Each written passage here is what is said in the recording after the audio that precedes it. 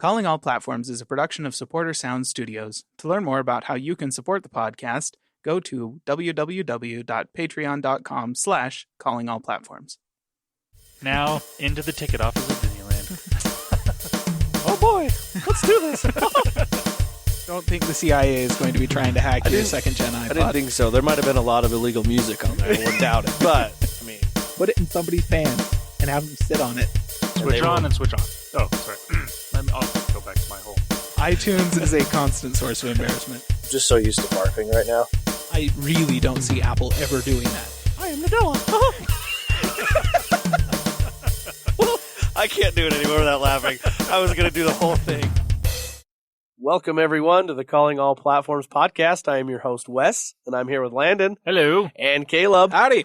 And we are here at our annual Wishlist episode. Oh, yeah. For the next year. This will be the Wishlist for 2020. It's the most wonderful time of the year. It really is. You know, so I went back and listened to our episode, Wishlist, and I still think we're hilarious, to be honest. I was laughing at everything that we did jokes. I was like, oh, that was funny. You were on one. I will say that. That was pretty funny. Well, at least we think we're funny. I thought it was hilarious. Yes. I started laughing. I'm like, oh, there's another thing against man. me. Awesome. Cool. What's funny is when I listen back to episodes like that, or even I listen to the ones that most recent ones, Yeah.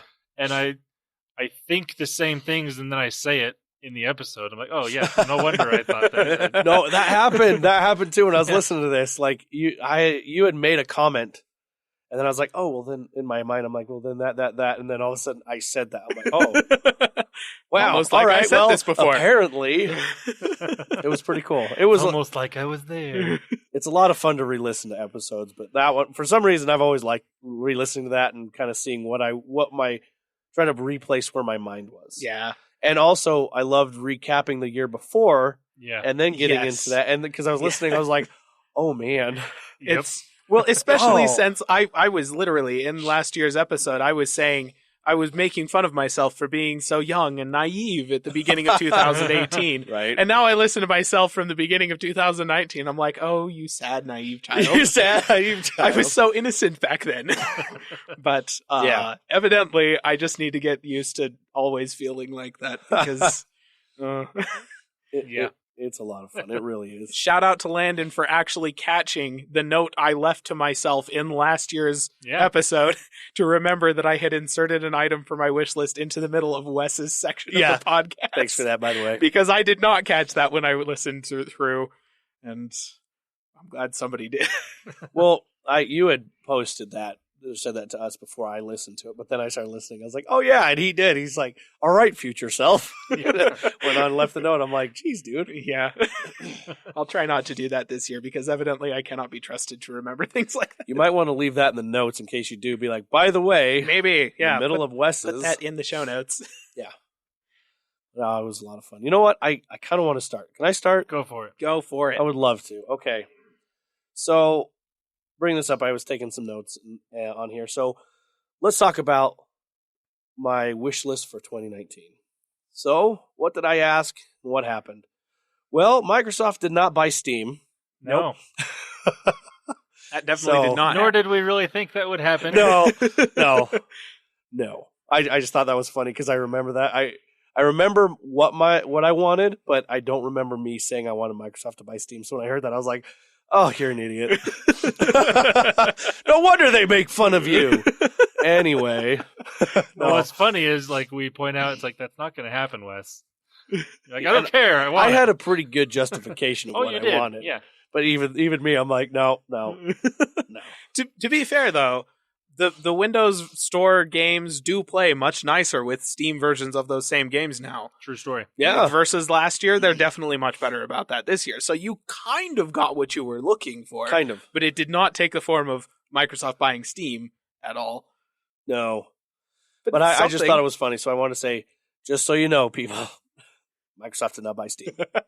So let's talk about one of the first things on there, which cross-play with consoles. I wanted this to be further in the process. Obviously, this isn't going to be a whole year thing. This is going to be multiple years, multiple things happening. So let's talk about, honestly, what did happen. Well, this year, first cross-console thing happen. Minecraft. Yeah. Switch and Xbox.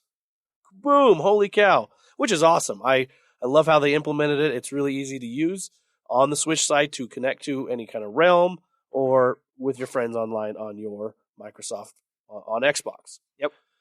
What's cool, too, with this is it also went with PC. Because before, you couldn't. Because remember, there was only Minecraft for Xbox, Minecraft for Switch, Minecraft for PC, right. Minecraft for PlayStation. It had it for it had it on Windows Phone. It was crazy. Anyway, mobile. But it was on Windows Phone. But now, at the end of this year, they announced Bedrock, which is the cross-play Minecraft, is going to the PlayStation. Yep. Which was the last one that had not matched up with the rest. So it is now official. If you have Minecraft that is not the Java version on PC, sorry, all of you Java players.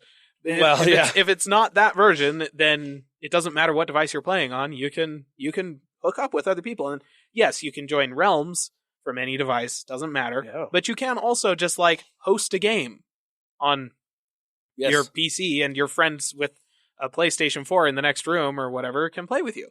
And you can have a Linux-based Minecraft server running in the cloud as long as you've got everything set up, and all of your friends can join no matter what version of Minecraft they're playing on. And that's the cross-play dream right there. That is it. This is what we were asking for.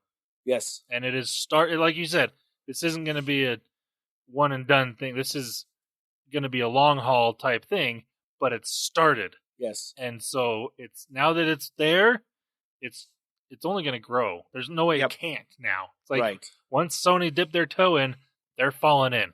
Yeah. They can't really pull back at that point. So which is awesome. See, before, I guess the progress that I'm looking at with this is before other than Fortnite kind of and Rocket League kind of, what it was is you were just match-make with somebody that was on cross. Just you randomly hooked up. I couldn't be like, hey, Caleb, you're on PlayStation, let's link up or do something. Like, that wouldn't happen. It was just adding to the pool of matchmaking, and that was kind of it. But now what this is doing is I can actually say, hey, you're on the PlayStation, come join the realm, come do this. Yep. Obviously, yes, it is signing into your Microsoft account. It's just what it is. It's kind of, in a way, linking your Microsoft account to your PlayStation is what it is. Yep. On there. So, cool. Progress. Yeah. That's what happened. Let's see. What else did I ask? Microsoft and the mobile scene. I thought you were crazy. I legitimately thought this was just kind of dumb. I was like, oh, yes. Wishful thinking. Yeah, I thought that was the silliest thing to be asking for. And, I mean, technically, they didn't, release any new mobile products or anything like that. But they did announce a few. Yes. And I kind of feel like an idiot now, so... Well, it's funny I don't know if it's fair to say it's 2019. They did announce... I mean, if they didn't announce it, I was totally wrong. Yeah. Well, but exactly. Yeah. But the thing, it's funny because, what you were kind of thinking, you weren't expecting a phone. You were hoping, obviously, but you weren't expecting a phone. You were kind of looking more towards them solidifying their software stuff more on the phone. And they kind of did. Yes. But then they go and announce the Duo. Yeah. Right. It's it's a phone. It's a legitimate, basically a Surface phone. It's what? Yeah. That's not what we were thinking, and then it happened. Everybody threw. Nobody saw that coming. Well, and then also the announcement of the changes that they're working on with Windows 10 to make it friendly for mobile devices. Right. Yeah. Which says that, yes, the Duo is coming. It's an Android-based smartphone that we're going to be releasing. Cool. But we have also been collaborating with Qualcomm and stuff like that, and here's our own ARM-based Windows device with our own ARM-based mobile operating system version of Windows 10. Yes. And that they leaned really heavily into a mobile strategy with those announcements. And that kind of caught me by surprise. Yeah. Well, I will be honest, it caught me too. I will be honest. I can't say told you so, because even I was like, daggone. So it was funny to re-listen to me because I remember what I was thinking, and obviously this wasn't it. It was more along what you were saying, just more refining that Windows platform, whether it's come out with a better operating system or something, but I'm okay with this. I'm really interested to see what this is. So those were kind of what my last year things were. I want to talk about this year. I think to add to this, let's say crossplay that every year that I've had. First, it was the Play Anywhere. Then it hit to the crossplay. Now, what I'm wanting to see in this next year, now that we got the new consoles coming, now that we've got, that's going to be huge with what's going on with that. I guess I also did ask for keyboard and mouse support as well. Oh, right. On there. And obviously that list is just exploding for what you can do on there. And I'm assuming with this new console, it's just it's basically just a PC. Right. So my thing with this is I actually want to get to the point where I can have one, say like my Microsoft account. I can have, or if you're on a PlayStation, or if you're on the Switch or Nintendo account, I can link each one of those systems together. And it doesn't matter if it's the main account is PlayStation, if it's Nintendo or whatever, but it links it together to where I can have my whatever game. It can be cross. It doesn't have to be the cross play just yet, but cross progression. Right. I want to see that because I think that would be awesome. Because then if I can link, say, I want to play Overwatch on the go, and I want to have Switch. Yeah. I'm just throwing this out there. I know. Well, and honestly, Blizzard are the ones that should do this because, like, you freaking sign into everything with your Battle.net account, right, regardless of what platform it's on, and it's frankly stupid that it doesn't happen. Progression doesn't sync across platforms. No, I agree Blizzard, with you. What the crap, guys? It was okay back when you were like releasing Diablo 3 on the 360 or whatever, because things were different back then. It was a different time. But now Diablo 3 on the Switch really ought to sync progression with the PC. I'm just saying. or the console. Like it drives me nuts. Yeah, and back then also the way you did it is you had to buy physical discs for each individual thing. Right. Like you buy it on your PC, you insert the disc and you play the game. Yeah. You buy it on 360, you insert the disc and you play the game. Right. Now everything is downloaded. Yeah, so there's really no reason or licensed. Yeah. Right. So there's no reason they can't do this. Like literally I sign in, all my stuff is there. Yeah. They could probably they're going to still justify you having to buy it on a different console. But why not have my crap saved? Well, especially since, in the case of Overwatch, for instance, you have to have an internet connection to play the game. It's not like the thing isn't connected to their service. Like Diablo 3, the excuse is that you can play the game offline. Not anymore. Well, right, but you could. Back in the 360 days, that was an option. Yeah. But now, everything requires an internet connection. So if you're going to require an internet connection, you may as well freaking use it. Mm-hmm. No, I agree. Come on. So what I want to see, this is what I want to see for the year 2020 all together. So, like I said, whether it's I want to make my Microsoft and I want to link my PlayStation network just to be able to, if I wanted to play the game, not so much the exclusive, if you will, but just that cross play. Because there's so many times, like let's bring up Overwatch again. I bought it for the PC as well as the Xbox. I have those two. I don't ever play it on the PC because all my stuff, my skins, things like that, the emotes, it's on the Xbox. And when you wouldn't think, but I got on there and like the other day when we streamed with you, it was bugging the piss out of me that I was only level 3. Yeah. And I'm like, where's my skins? I worked so hard, or I paid a lot of money for this crap. Yep. And what's more annoying about it is it's not hard to do, obviously, because it's already there on mobile games. Bingo. Like, I have a solitaire game that the developer probably spent $100 to make. Yeah. And I get it on every phone, and everything's still safe. Like, all my scores, all my stuff, it's still there. And, like, that's with any app. And apps in most cases, cost a lot less to develop than any of these games that are on console or PC. Yeah. Yeah. And so it's like, you guys have the capabilities of doing this. Just flip the freaking switch. Yeah. Now, I think, with the progression, I would love to see maybe a little bit of saved game.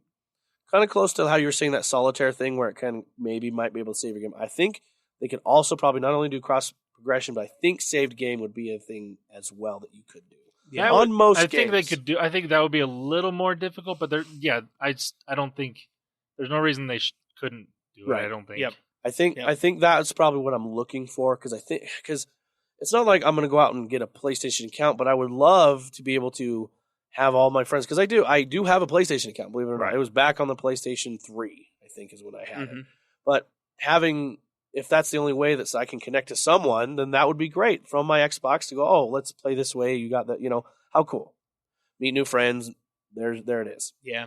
Same with Nintendo. I'm getting more and more, obviously, into the Nintendo Switch and the games that I play there, and it'd just be nice. Yep, it really would. I think that the further we get into this cross-play platform, it'll just happen.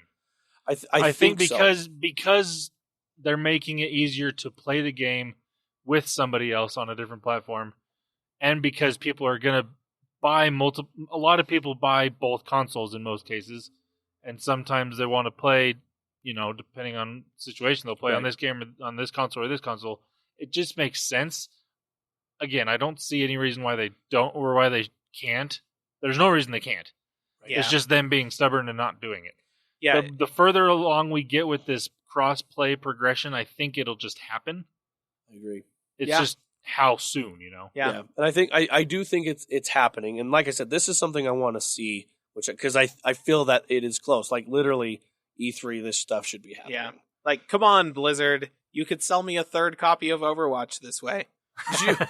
You have no idea. Seriously. I will pick it up on the PS4 if you give me the ability to sync my accounts. And that's the thing. It's like... But it's already synced, right? Because with my Xbox, it says, hey, you can link your Xbox account. Heck, you can even link your Google account to your Battle.net. Yeah. Oh, yeah. So that's what I'm saying. Like, my Battle.net's already linked to my Twitch account. Like, well, that's the thing. It's like, they don't have to make it so the games are free across all platforms. It's not a buy it once and done. This is a way for them to make more money. Yes. Right, you want because like Caleb just said, I will buy this game on my PlayStation if you do this. Yep. It's not a matter of I might, I will. Yep. No, that's exactly like. Though to be fair, at this stage, I might wait for Overwatch 2. Yeah. And then buy 2 copies of that. So, but still, they're still sell me multiple copies of the game. Bingo, right? Yep. Oh, and you're not the only one that's going to do that. Oh, no. Guaranteed. Oh, no. I mean, look at the player base that the PlayStation 4 has. It's the second best-selling console of all time. If you made it so that the PC players who also have PS4s, who, like me, bought them because of all of the sweet exclusives on the platform, if you made it so that I could crossplay between those two things, there's definitely moments where I'm all like, I'd really like to just sit down on my couch and play some Overwatch. Just casually goof off. I don't want to, I don't want to do like a Steam in-home streaming to my PC and wind up playing against all the PC players with a controller because I would get ruined. I want to play against other people using controllers. I want to play against the PS4 crowd. And I would enjoy that, but I want my skins. I want my emotes. Right. No, they do. And I really think with this next generation of obviously Blizzard, what happened at Battle.net, they're really going to be the big horse that's really going to push this, because obviously they didn't really come out and really say it, but they're like, we're building this for all the platforms. Yeah. Right. Okay. Right. And they've already said that if you have Overwatch 1, all of your progression in Overwatch 1 will sync to Overwatch 2. So if they don't make it so that your progression in different copies of Overwatch 2 sync with each other, that would just be stupid. You're literally leaving money on the table. Right. So I'm sure that will happen, but we probably won't be seeing Overwatch 2 in 2020 is the only thing. You never know. I mean, far off. It's not impossible. But December 31st, 2020. Maybe. But then, I know this is kind of, obviously this isn't happening in 2020, but I did write this down in a note saying after that, then I'd be able to see the licenses of the games that I own can be linked as well. Yes, it's just like Movies Anywhere, and I did mention this last year, but I like this idea to where with a cross-play or whatever, but like I own this game. Now, that one might be a little harder just because that counteracts what we were talking about earlier of saying, like I will buy it on any platform you want, which is what they want. That's how they want more money.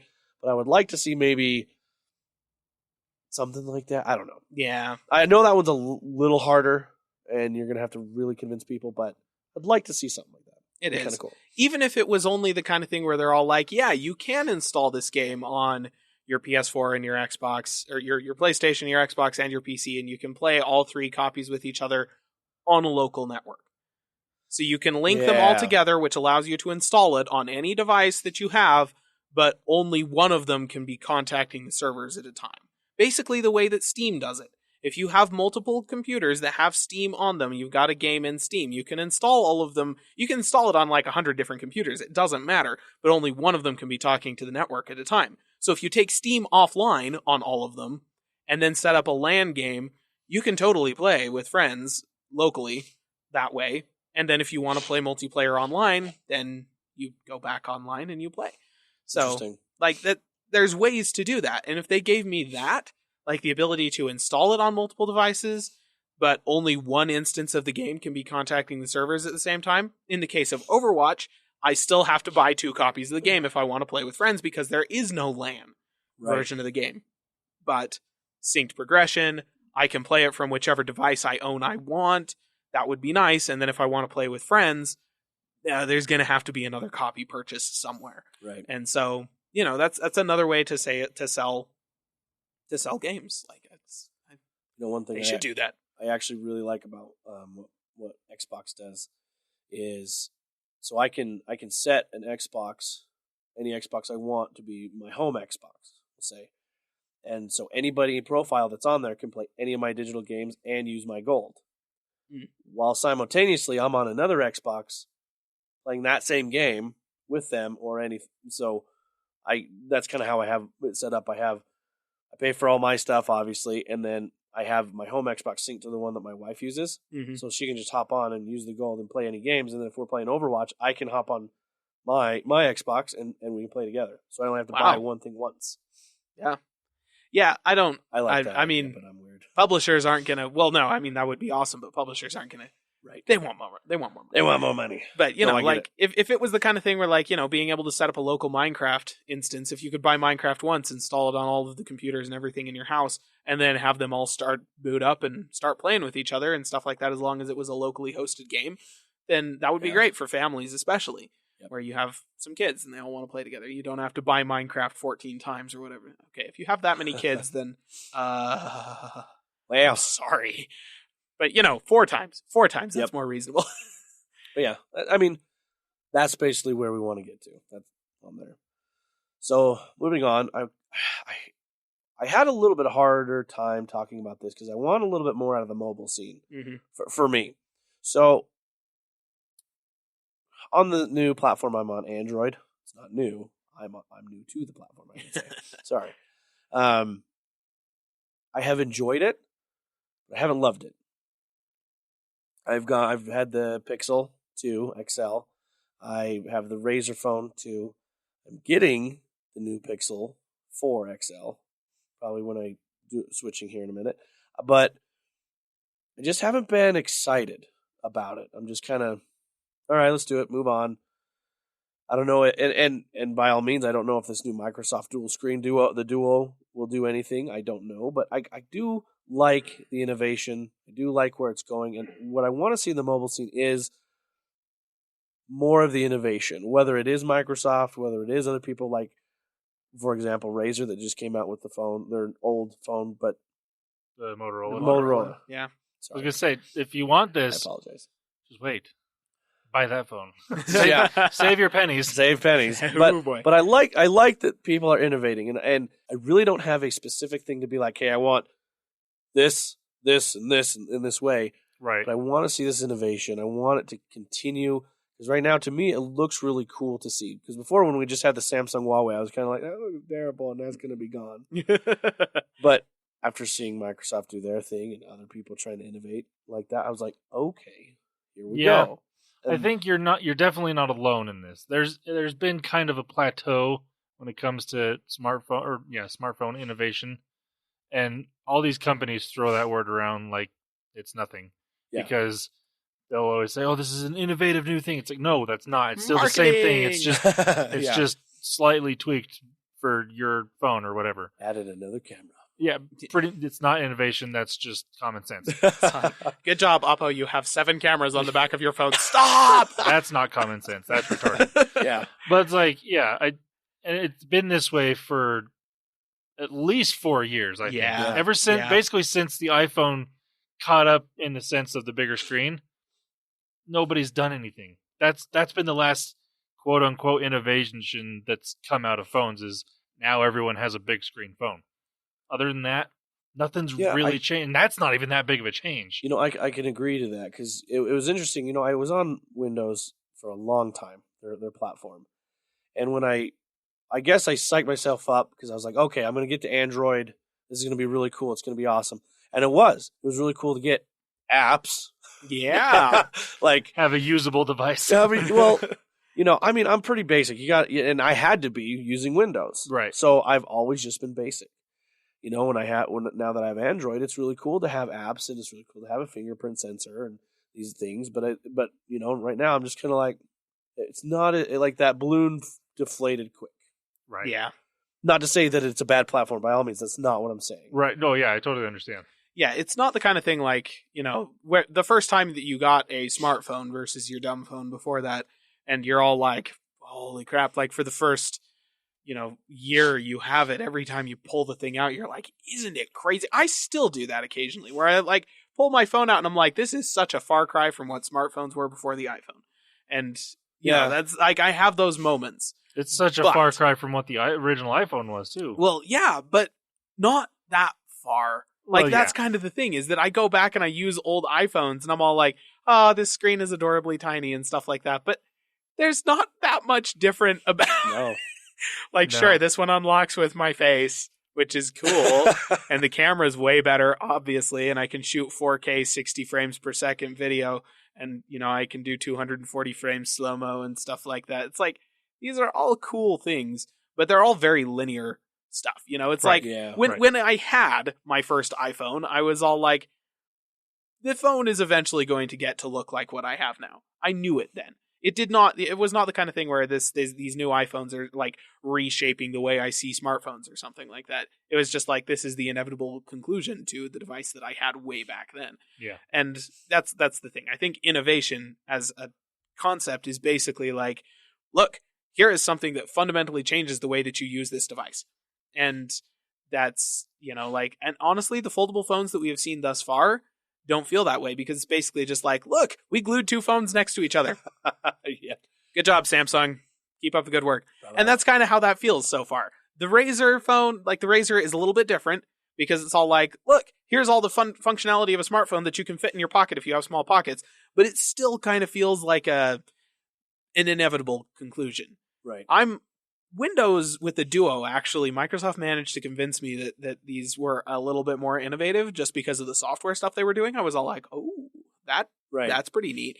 I'm still waiting for the one that rolls up into a little tube. Yeah. That's what I'm waiting for. That feels like that would be a fundamental change. Well, LG's working on it. Oh, yeah. Oh, yeah. They're the first ones with the rollable TV. Oh, yes. It'll come from them if it comes from anybody. But yeah, I agree. I think that having some kind of something in the mobile space that is just like, this is going to fundamentally change the way I view this device. And I think what it was, I started thinking back to when I remember I had BlackBerry, and I just kind of still considered that a phone. But when I actually got my first Windows phone, it was that Arrive 2, and it was on Sprint. And the things I could do with it, it was just so cool. You couldn't connect to your Xbox but any other phone but this one. The little things that I could do. Obviously, it had the keypad, so I had touchscreen, but if I wanted to, I could flip it up and then have a keyboard and things like that, stuff like that. I remember that feeling and just love that phone. I still love that phone today. I think about it all the time, whether it was, if it was, you call it my first smartphone or anything, but I and that's what kept me going, because I was like, oh, I love these abilities that I'm able to do. Plus, just that I don't know, that feeling. And I was kind of hoping to have that with Android.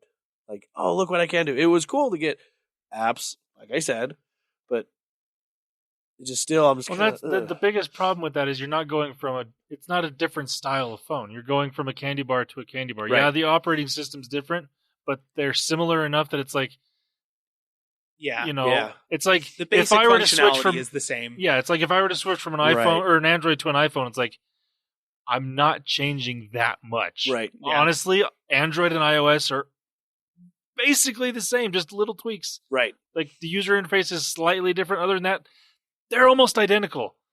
I mean, Windows Phone was different enough that you could legitimately go to that and be like, okay, this is a completely different experience. Yeah. Even though it's the same style of phone. But that's just a matter of getting used to the way Windows Phone does things. Right. And so that's what it was. It was just like, I just need to get used to the way Android does things. And you get a little bit more features because the phone is a little bit newer, more advanced, because Windows kind of end-of-lifed their product years before and stuff like that. Before I ended it, yep. Right. Yeah. But that's not like a fundamental like shift to the way the device works or anything like that. It's just like, oh, here's some quality of life improvements, and is very iterative stuff. Right. And that's where we've been with smartphones for 4, 5, 6 years. Yeah. It's very iterative improvements. Basically, ever since the iPhone 4. Yeah. I feel like the iPhone 4 came out, we got the Retina display, and that was the last like major fundamental shift. Maybe the 5S with the fingerprint sensor when we started using biometric authentication. Maybe that's it. But it just ever since then, it's all like everything is like, oh yeah, this makes sense. They announced a new feature like Apple Pay. Here's this cool thing. You can use your fingerprint to authenticate to pay. And I'm like, oh, it makes a lot of sense. Yeah. Yeah. Like, good idea. You should do that. Oh, look, works pretty good. And it's cool. It's neat. It's convenient, but it's not like life altering or groundbreaking or anything like that. And I'm not saying that the platforms are bad. I'm not saying it's stale. I'm not saying it's at all. What I'm saying is I want to see the innovation. Yeah, we're just bored. Oh, yeah. Excite us. Maybe that's what it is. Just bored with the smartphone. Yeah. I guess. And I want to see smartphone 2.0. Yep. I'm a tech nerd. I just like new things. Like, do something new and exciting, please. Yeah. Yeah. I guess it doesn't have to change the world. It doesn't have to Steve Jobs iPhone it, but see, and that's why I like the Galaxy Fold. Yeah, that's right. Yeah. I mean, I like the Galaxy Fold for the fact that it's different. Right. Yeah. It may not be the best product out there, but it's innovative. It literally is innovative. It is. It's a folding display that works and is functional. And yeah, it may most of the newer ones have actually been pretty good. The first edition, yeah, it broke awfully quick because Samsung is stupid. But the updated version of it is actually working. And the Razer phone looks like it'll last a good year or so. Mm-hmm. Obviously, that's yet to be seen. But, I mean, this is cool. And that's why I like what they're doing. But it's kind of like Caleb said, it's just it is different. It is new. But it's not new enough, I guess. It's the hardware innovation is cool. I want the software innovation to also be there to convince me that this is groundbreaking because the original iPhone was innovative hardware, but it was also a very innovative software experience, and that's necessary in order to make the product feel crazy cool. And that's why the Microsoft Duo actually does interest me because and I hope because it's a Microsoft phone, sure, but I'm pretty sure Microsoft's, they've been kind of in bed with Samsung for a few years now. I'm thinking that the next iteration of the Galaxy Fold could have some of those software improvements in it that will help make it feel like this is a new, innovative product instead of just the hardware. Well, and the benefit that I think is going to happen with all this is both Microsoft and Samsung have said, we've been working with Google on these devices. They are, like you said, we want this, because we can have these devices. You look at the Royal Flex Pi.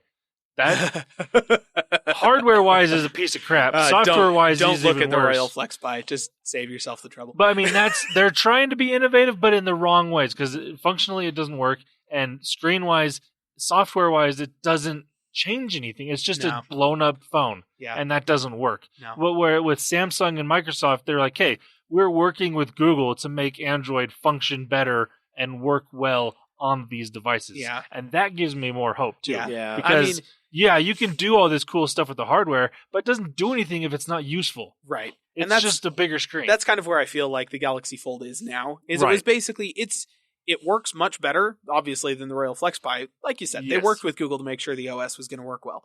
But it is basically just like, we turned your Android phone into an Android tablet. Which Android tablets are awful.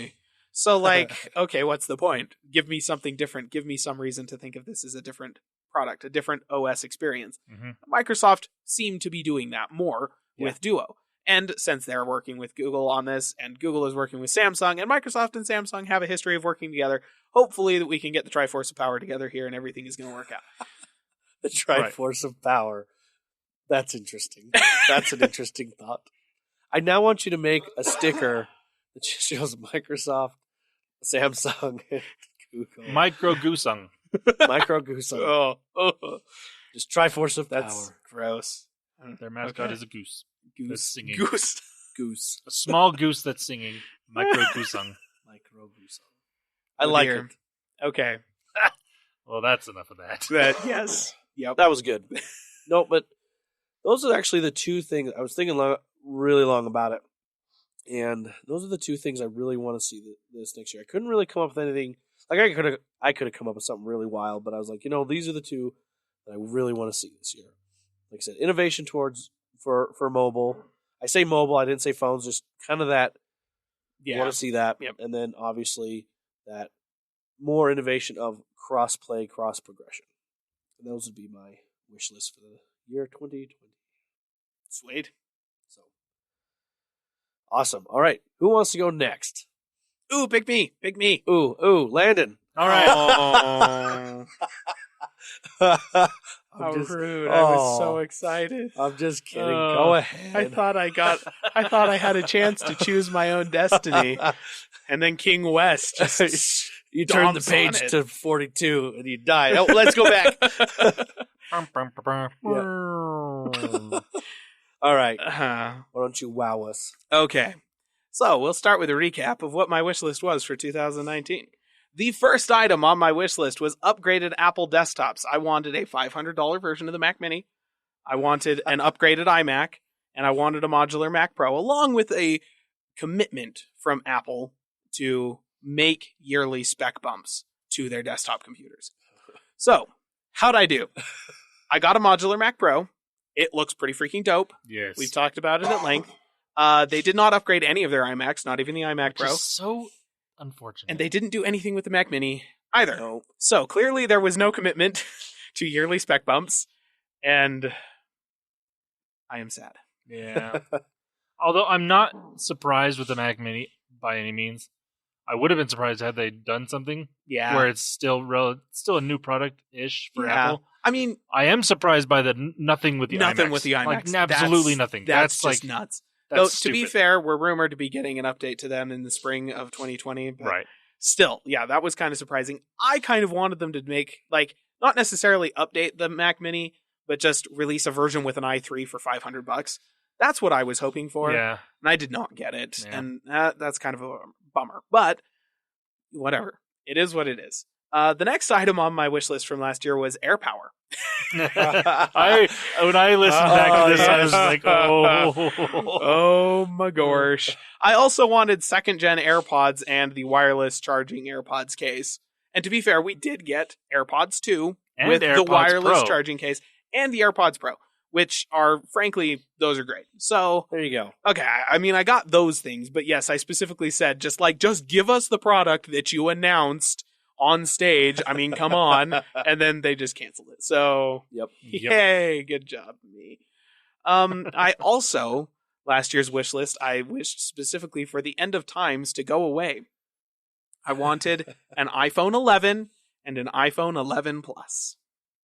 I got an iPhone 11. He got the written 11. 2 ones like it should have been. So that was good. And then I got an iPhone 11 Pro, which is dumb. And then an iPhone 11 Pro Max. Which is even more dumb. Yeah, the end of times definitely did not go away. I also asked specifically for a cheap iPhone, and starting at $500 to $550. They kind of gave me that by dropping the price of the iPhone 8 down to about $500, which is okay, better than nothing. But they're rumored to be releasing a new cheap iPhone in the same form factor as the iPhone 8 with new hardware from the iPhone 11. At the beginning of 2020, they're just kind of pushing it off by 6 months or so. I'm okay with this. That's okay. I'm satisfied. I did not get what I wanted, so my wish list, obviously, but, just kind of kicking it down the road a little bit. I'm okay. That's okay. I also asked for macOS 11, which I listed in the podcast as an UGG% chance of happening. So that did not happen. And then the item that got added in later in the middle of the episode, so thanks again for that, Landen, was a standalone Surface Studio monitor. They didn't do anything with the Surface Studio this past year, which is like, okay, cool. I still think that they should do that. It would be fantastic. They could sell that. They really so could. easily. Like, especially now that Apple's come out with the professional grade monitor. Yes. It's like, come on, Microsoft. You've got this. You were ahead. With a touch display that's freaking amazing. Yeah. Well, I mean, it's not as high resolution as Apple's version. It's not as big as Apple's version. It's not as bright as Apple's version. It's not as contrasty as Apple's version. But it doesn't need to be. It doesn't have to be. Because what it is it's a touch display. It's a pen display. Yeah. Marketed as a pen display, competing with Wacom, only charge $2,000 for it. You'll sell millions. I just don't understand why that's not happening. Anyways, so that was, I did not get much of what I was hoping for. The closest I got was asking for second-gen AirPods with the wireless charging case. You got something. And the cheap iPhone, I mean, it's coming. Just you did get your iPhone 11. I did get my iPhone 11. That's true. Well, I mean, technically, Microsoft didn't release anything for a phone for me, but they announced it. So that's true. You got to. I'll take my victories where I can find them. Exactly. So for 2020, I have actually. I mean, you had 2 items. I feel like greedy now. I really thought of something else this year, but I was like, those are the 2 that I wanted. So yeah, I have some wants. I would love updated Apple desktops. That's just gonna perennially be on the wish list. Because, like, seriously, the iMacs, like, what the crap? Why do we not have more? And like for the updated iMacs, like for me, I don't know how you are with this, but I don't want just internally updated. Obviously, that needs to happen. Yes. I want a facelift. Yes. And yes. Put, like, a good eyesight camera on the front. Oh my gosh, yes. Just like on all of your machines. Put put Face ID on all of your desktops. Yes. And put a decent camera on all of them and a much smaller bezel. Yep. Basically, take the bezel of the iPad. Yeah. And put that on your big displays. That'd be great. There's enough room for Face ID. Oh, yeah. There's enough room for a nice camera. Yep. And there you go. Seriously. Apple. Do it. Come on. Just do it. I'm still really looking for a commitment also to yearly spec bumps in their computers because, like, that just, outside of the MacBook line, that just does not happen. And it should. It really should. The desktops need it. On that note, I would like an update to the Mac Mini. Specifically, I want them to release that thing with a Ryzen processor in it that has integrated Vega graphics instead of Intel's integrated crap. Because, please, I would also love to see a Threadripper powered Mac Pro. This year has demonstrated to us that Intel sucks, just in general. And I would love to see Apple starting to distance themselves from that reliance on Intel as a supplier. I want to see some AMD powered Macs. I also want to see them moving away to their own processor based on the A-series platform, which they're probably going to do. And we're probably not going to see that until 2021. And in the meantime, it's going to be in a MacBook. Right. It'll be a cheap, low-powered device. So for the more powerful devices, the integrated graphics on their processors would be much better served by a partnership with AMD. They would also get cheaper prices and more cores, along with just as good performance on single-threaded applications. And then go ahead and instead of putting a crappy, like, wussy, weak sauce 28-core Xeon in your top-of-the-line $52,000 Mac Pro, why don't you go ahead and hit that thing with a 64-core Threadripper for less money? Like, just do it, Apple. Intel sucks. Everybody knows it. It's okay to leave them. They have not earned your loyalty. It is okay to... That should be... in quotations for our episode, it is okay to leave them. So, yes, I want upgraded Apple desktops. The next thing I want is for Apple to fix the MacBook line. Like, not have like 3 different iterations of a keyboard. It's just and a MacBook. And they have issues. They've started by releasing the 16-inch MacBook Pro, which feels like a MacBook Pro. Yes. Thank you for doing that. Really appreciate it. Now, I've got some suggestions. The MacBook Air needs quad-core chips. I'm sorry. It only has a dual-core processor. That's retarded. Put a quad-core in there. Make it an AMD quad-core so that it has decent integrated graphics. Just a thought. The MacBook needs an A-series ARM-powered chip. and a rename. Call it the MacBook Error or something. Error. MacBook 404 Error. Don't buy this. Call it the iBook. They're not going to bring that back. They're taking the eyes away from things. You know what? Bring it back. Like, bring it back and release it in a whole bunch of weird colors. Everyone would buy it. Right? Every college student on the planet would buy that thing. So, yeah, do that. The 13-inch MacBook Pro can then be renamed the MacBook because that's what it is. And again, if you really want to have a smaller Pro laptop, make it a 14-inch. Do the same like de-bezeling that happened with the 16-inch versus the 15-inch. Make it a 14-inch, and then provide it with a dedicated GPU or a Ryzen CPU with integrated Vega graphics. Because the 13-inch MacBook Pro is seriously hampered in any kind of professional application by the lack of actual graphics horsepower. So, there you go. They need to fix the MacBook line. Those are my thoughts. If I get even one of those things, I will be through the roof, like, with enthusiasm. You heard it here. Through the roof. Literally through the roof. Hopefully not yours. Yeah, I'd prefer you don't do that. So, another thing. I would also like a serious publisher-style commitment from Apple to Apple Arcade. I want to see them acting like Microsoft does with Microsoft Game Studios and how Sony does with their exclusive titles and stuff like that. I want them to bankroll a few games, and I want them to release an Apple TV with the A12 Bionic in it, or the A13, or whatever. Just one of the newer chips that actually can do things. Because like my current Apple TV has an A8 in it, and it is not super great for playing games. And even the 4K version of the Apple TV, I think, has an A10. So it's just a few years behind, and they'd really need an updated Apple TV for that. So yes, I'd like to see some commitment to Apple Arcade. They've been doing okay. There are still new games being released for it, and I feel like I get my money's worth out of it. It's a good platform with a bunch of good games on it. But I'm playing my way through all the games that are interesting to me, and the new games aren't coming fast enough. So I want to see this bankroll. I want to see a little bit more financial investment from them, opposed to just advertising the thing on YouTube, which is all of the investment I've seen thus far. Okay, this one's kind of a more general thing that definitely applies to iPhones, for sure, but the general mobile industry as a whole. I want dumber phone names. Yes. I want dumber phone names. I want the rumors of the Galaxy S20 to be true. I want that. I want the Galaxy S20 and the Note 20 instead of 11. I want that. I also really want Google to release a Pixel 5 where the 5 is a V instead of the number 5. Because that's just the thing to do. And I want the iPhone 11 XS Pro Max Plus. Please, give me the dumbest names you can. That's what I want in 2020. That one you might just get, buddy, so you better be careful. Yeah. That's going to be the one thing on his wish list. Right. That's the one thing that comes true. Yep. Dumber names. Dumber phone names. Also, more general tech stuff. I would like USB 4 to be widely adopted.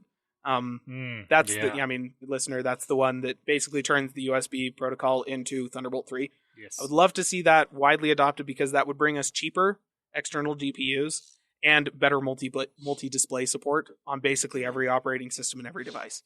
And that would be fantastic. So, more USB 4. I want to see that all over the place. And finally, macOS 11. Which I have listed here as this isn't a very good running joke % chance of happening. But it's going to be there every year until it happens. Yep. How funny. How funny if that's the one that gets the Roman numerals to it or something. Just for you. iPhone X or macOS XI. That's what it'll be. And you know what? As long as they give me the 11 XS Pro Max Plus, then cool. He's okay with it. Yep, do it. Well, those are awesome wish lists, to be honest. I you know what? I'm calling it now. I think what we ought to do with these episodes now is have the dumbest tech name of the year. We should do that next year. I think this past year, the dumbest tech name of the year was the Pro Max. The iPhone 11 Pro Max. Dude, those memes are hilarious, especially Death So Star. bad. The Death Star Pro Max. Death Star Pro Max. Oh, man. Jeez. The Gillette Pro Max. Honestly, the Death Star Pro Max was basically just Starkiller Base from The Force Awakens if it would have had 2 more openings on it. True. Yeah. It did shoot more than 3 little beams out of it, so... True. That'd be awesome. I think we should definitely do that next year. If we remember, dumbest tech name for the year. Okay. Landen. All right. Last but not least. Let's do this. So, my wish list from last year. My first thing that I wanted was an Apple product, was a new Apple display. Hey! Check-ish. Boom. I put check-ish on my thing because, yes, we got a new Apple display, and it's amazing. Yep. And it's freaking awesome. But I was hoping for more of a consumer product. Yeah. Not the Pro Right. XDR, whatever the heck they call this thing, naming fun display. Yes. But we did get one. I'll give them that. They brought us this really awesome display. Yep. I just am not buying one because it's way too much. Really expensive. Just take and I your don't need victory. Take your victory. I'm going to. Also, the next thing that I wanted was I said Google needs to fix their gesture navigation. Check. They did that. There you go. They basically, in a lot of ways, copied iOS. They did some things a little differently, but it all works. And I like it. I'm a fan. Yeah. So look at this guy and setting realistic expectations for next year. I'm sitting over here like, Apple needs to fix the entire MacBook line. Okay, sure. Hey, I honestly did not see the Apple display happening. That's fair. That's fair. I remember last year I said they're probably just going to, if they're going to do one, because it was rumored they were going to have one with the Mac Pro. Right. But I was expecting them to do what they had done in the past where they partnered with somebody to make it and then just sell it. Yep. But no, they actually made their own display. They made their own, and it's amazing. Pretty impressive. Yeah. So Google did fix the gesture navigation, and I'm happy with that. Check. The next thing that I wanted was a dual camera Pixel. Hey! And I got that. You did. I did get that. It's not necessarily the implementation that I wanted, or that I got to put a caveat there. I did say when I wanted this wish list to happen that I was saying, look at what Google does with one camera. Imagine what they can do with 2. And it's true. They can do way more things with the second lens. And at that time, I was fine with putting a telephoto because that's what everyone was doing. Now you get into the end of 2019 when everyone else has put in a telephoto and a wide angle, and then they just put the telephoto. That's what pissed me off. Because I get having the telephoto. It does make sense. But at the same time, it's like the people you're competing with also put in a third wide angle. Yeah. And it's like, that's kind of the thing. The people you're competing with have already moved on. Yeah. It's like, I'm glad that they did finally put a dual camera in there. But they didn't. They should have, especially with the freaking large square bump that they have. Yeah. Put a third one in there. Yeah. Give us the wide angle. Come on, Google. Yep. But they did do it. So I got to take the win. That's true. So you got the win. All 3 of the things that I wanted happened. In one way or another. That's pretty darn good. So a heck of a lot better track record than me. I'm relatively happy with what I wanted and what happened. Yeah, that's good. So, moving on to what I want for 2020.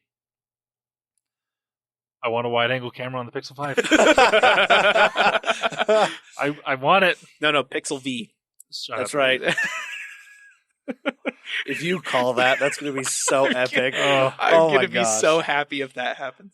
Oh, it'll be interesting. But no, I want a wide angle. Give us a third lens on the new Pixel. Just catch up with everyone else. Yes. Add the freaking amazing computational photography that you do, and it'll be awesome. Ready to go. Also, make video better on the Pixel. Yeah. That's something. So Google has always done really well with their Pixel phones and still photography. They've done amazing. And they've always been one of, if not the top cameras to buy for photography. Yep. When it comes to video, that's not been the case. They've done decent. They've not been bad. I'll give them that. They're not bad. But when you compare it to an iPhone or even a Samsung, especially this year with the iPhone, that's the thing. iPhone, for a couple years, they kind of were fairly stagnant when it came to the camera.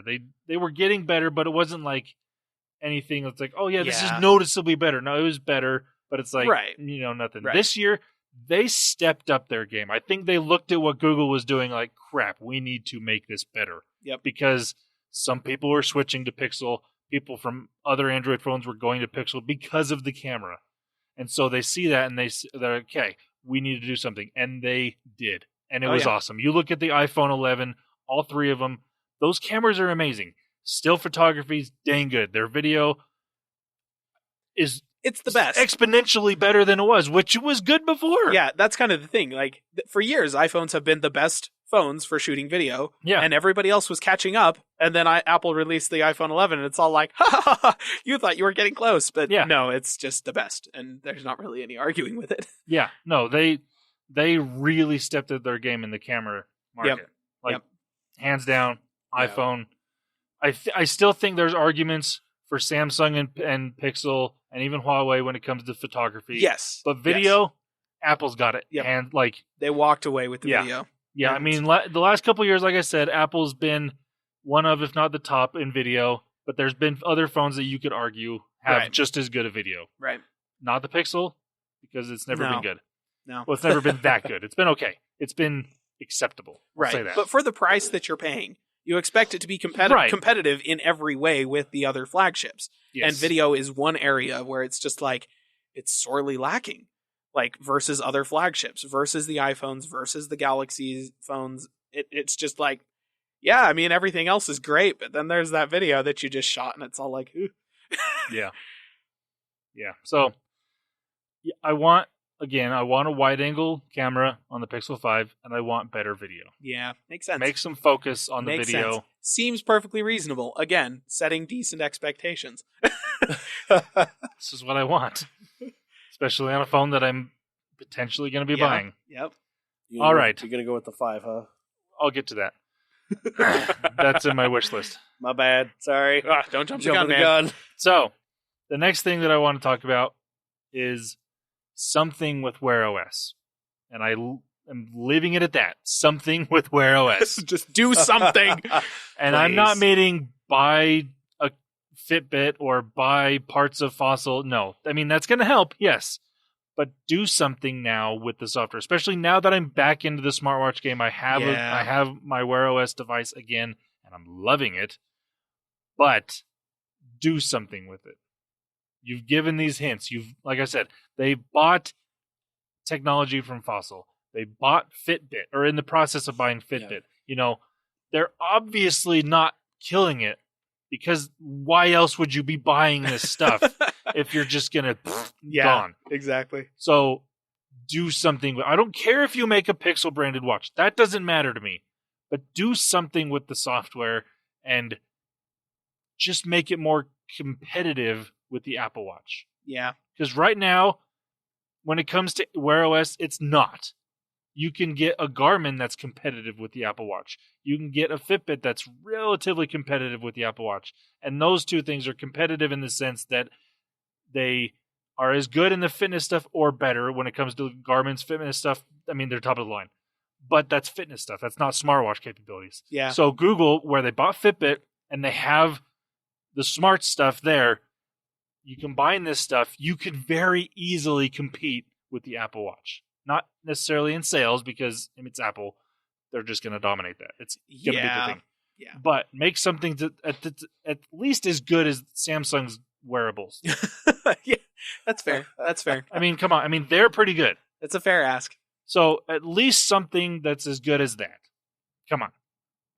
I don't think that's unreasonable. No, not at all. I don't see it necessarily happening. I want it to.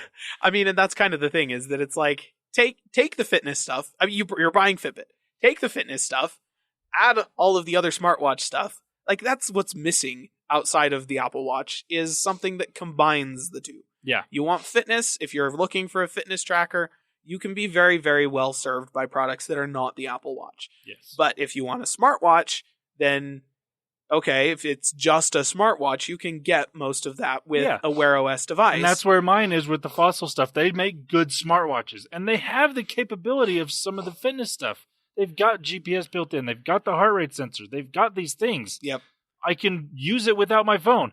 It's there. Yeah. They just need to add it to the software and make it better. It's the implementation that's just lacking. So it seems perfectly reasonable to say, yes, take the smartwatch capability that you're already building in, which is pretty similar to what Apple offers, and combine it with Fitbit's fitness technology, which is already pretty similar to Apple's. Get those combined, and, it'll take a few years before it's a serious competitor, but it could be. Yep. So that's my second item on my wish list. My third and final item is Google, give me a reason to stay with Pixel. Woo! Am I wrong? No, you're not. I mean, if I've said this multiple times, I don't know how often I've said on the podcast, I've explained it to you guys a lot. This year, if I were buying a phone, it probably wouldn't have been a Pixel 4. It probably would have been an iPhone. Yeah. And now I say this, so not that the Pixel 4 is bad by any means. It's a really good phone. Everyone that I've talked to that has the phone loves it. They're actually getting decent. Well, the people that have the XL are getting pretty good battery life. My brother has the phone. He uses it pretty heavily for his job. He leaves his work in the afternoon, and he's got 60% of battery life left. It's doing well. Granted, it's only a month in. That's going to change. Right. But that's going to be the story with any phone. But it's a good phone. The problem is you go from the 3XL, which was a pretty good step up from the 2. Mm-hmm. Like, it's got a better camera, relatively. It's got the bigger screen. It's got the taller screen, the aspect ratio that people are wanting. It's a more well-made device, I think. And then you go from that to the 4. And it's just an underwhelming upgrade. Yeah. And it's not even the fact that it's like, I mean, yeah, Apple does this TikTok cycle and they do it every other, but we're used to that. Right. We expect it. It's not like Google's never done that. They've changed things every year. It's not like they've kept the same design thing and then tweaked the software for the next year or upgraded little things here and there. No, they've completely changed things every year. But from the 3 to the 4, it was just like, okay. You got the facial sensing stuff. That was basically that was the 4's big thing. Yeah. Telephoto lens on the back and face sensing. Yeah, and I mean that's good. That's cool. And you got the Soli sensor that's there, but you're not doing much with it. Yeah. The biggest thing you're doing with that is quicker Face ID, basically. Yep. That's it. That's the main thing people are going to use it for. And I think the biggest thing with the 4 that kind of like tells at the weakness of it as a product upgrade is that, they added like one of their main features for it was the gesture navigation thing in the air, which by all accounts isn't super reliable. No. So like neat. I hate to say it. Google, you copied LG. Don't do that. That was a mistake. Now, granted, that the way they did it is better in the sense the hardware they're using to do it is better. And it can get better over time. But as it's implemented now, it's not better. Just very underwhelming. It's like, yeah, you may have put a radar sensor in your phone. That's cool because you had to shrink the crap out of that thing to do that. But because you had to shrink the crap out of it, it's not nearly as functional. Yep. So either make it more functional or just take it out. Yeah. One of those two. Yep. Don't do take something. Away the functionality. Yep. I mean, and the thing is, like, I don't know, if you were going to be buying an Android phone this year, what would it have been? So that's the thing. So Samsung I've been contemplating this.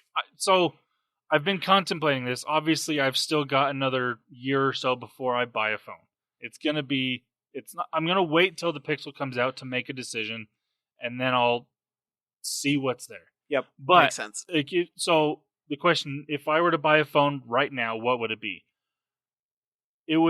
I've always said that if I don't buy a Pixel, it's an iPhone. Mm-hmm. And the reasons I say that are because I like my updates, I like a good camera, and I like relatively similar user interface in the sense that I know what I'm getting into. I'm not going to Samsung or something that's going to be not majorly different, but different enough that it's annoying.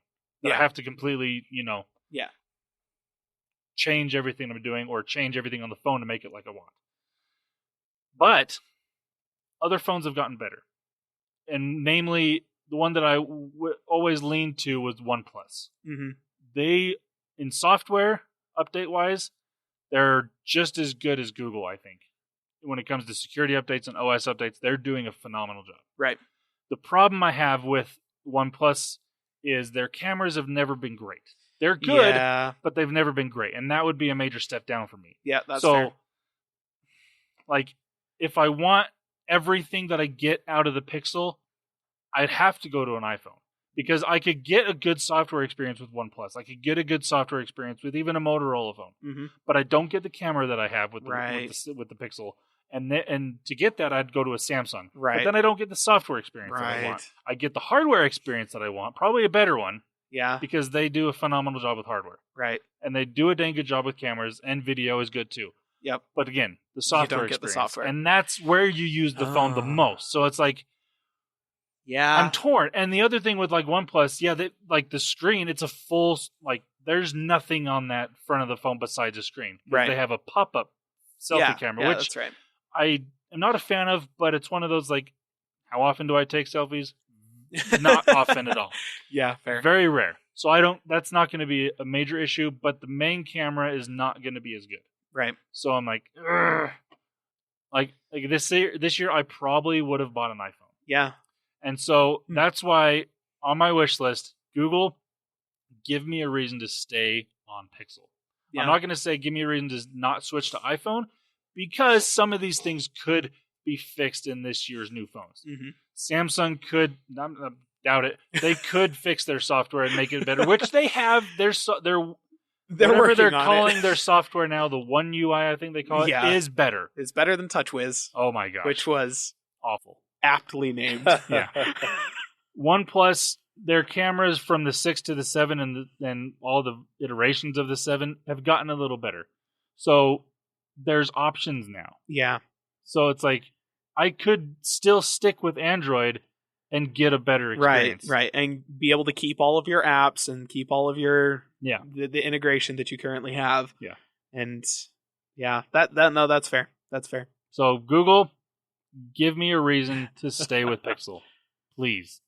I like the phones. I want to keep using them. But that's the other thing with the OnePlus, that's $700 or less. Yeah. And it's just as good a phone. Yeah. Or better in some ways. Basically what he's saying is that Landen is not a fanboy. You have to actually earn his loyalty. Yeah. I mean, yeah. So fair enough. That's my wish list for this year. That's a good one. It's a very good one. I'm interested to see now. No pressure, Google. Yeah. Not that they care. With your Pixel V. I mean, I know I'm not the only one that was underwhelmed with the 4. Oh yeah. Most, if not everybody. Hence all the deals that are happening. Buy one, get one free. Well, that's going to happen no matter what. There's buy one, get one free iPhone deals right now. Yeah, as soon as it was, though. That was shortly after they came out with it. They were carriers do that with the iPhone because they know they can get new people over because it's an iPhone and it's a free iPhone. Yeah. Okay. And I think what's really telling is that how many Black Friday sales did you see on iPhones? You got in-store credit on some of them, but if you're buying unlocked, there's next to nothing. Yeah, there's nothing. The only deals you're getting is, again, the carrier deals that if you're a new customer, right? Basically. Whereas the Pixel 4, there were sales on an unlocked Pixel 4. Yep. And it was released after the iPhone. So yeah. That's the other thing is Google is just shooting themselves in the foot with these deals and stuff. Yeah. Yep. Yeah. So, yeah. Well, there we go. That's a good wish list episode, fellas. That's it. 2020 incoming. That's crazy. 2020. Yeah. Anyway, well, everybody, thank you so much for listening. We appreciate it, and you guys have a good week. Bye-bye. See ya.